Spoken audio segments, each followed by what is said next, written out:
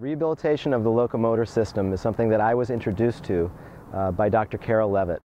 Studying with Dr. Karol Levitt and Professor Vladimir Janda from Prague introduced me to a new paradigm of treatment of the locomotor system.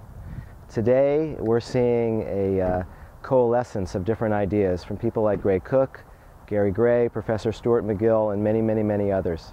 What we're seeing is that everybody is starting to get on the same side of the ball.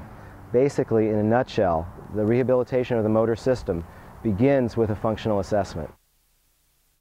I appreciate the different model that he's given chiropractors as a way to treat that's very patient-centered and that's very focused on the patients who want to help themselves get well, moving out of passive care into active care. I think it's something that all of us need to learn. I appreciate the way he's made it simple, elegant, straightforward. One of the important things I've gotten out of the modern spine care course is, like Dr. Liebenson says, it's not a technique, but it's a process of thinking. The approach that Dr. Liebenson takes to patient care is not one that's difficult to comprehend. It's nice to see that it's a comprehensive approach, one that's simple, one that's easy to implement in my own practice. Many practitioners of physical medicine seem to be focused on techniques, whatever's new and sexy and what enables you to be able to enable a patient. This is more about empowering patients. This is more about how you formulate your understanding of what's presenting in front of you and tailor-making the perfect treatment plan for that particular patient. It's not a cookbook, it's not a technique class, it's not a recipe.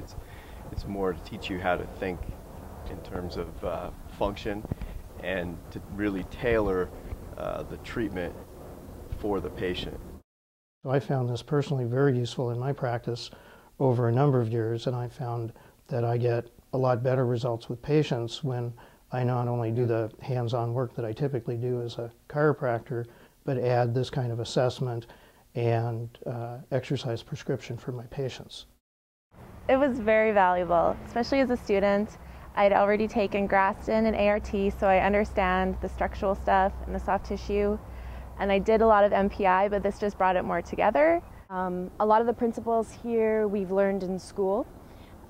We've touched on a lot of the stuff that we did here, from the core activities to the key movement patterns, all of that sort of thing. But this just was like putting it into a more clinical perspective. So that was very helpful, and learning how to do it properly. Sometimes we kind of let the rehab get put on the wayside, and I think this seminar will help to incorporate everything together and make a better flow for our patients, and hopefully better outcomes for our patients too. In the courses, we focus on hands-on work and an experiential opportunity to see grand rounds, to see live patients, to troubleshoot on each other in a workshop setting, and not just focus on the skills or the techniques, but the process and the principles of care. It's the process and the principles of functional assessment, of finding each person's weak link, and then finding a solution, finding a way to regroove a motor pattern so that we can have a stepping stone to broader activity and tolerance. That's what the courses are all about. These are small group settings with teaching assistants so that everybody gets to have feedback from other experts so they can learn to do these exercises and do these functional tests with a high level of skill.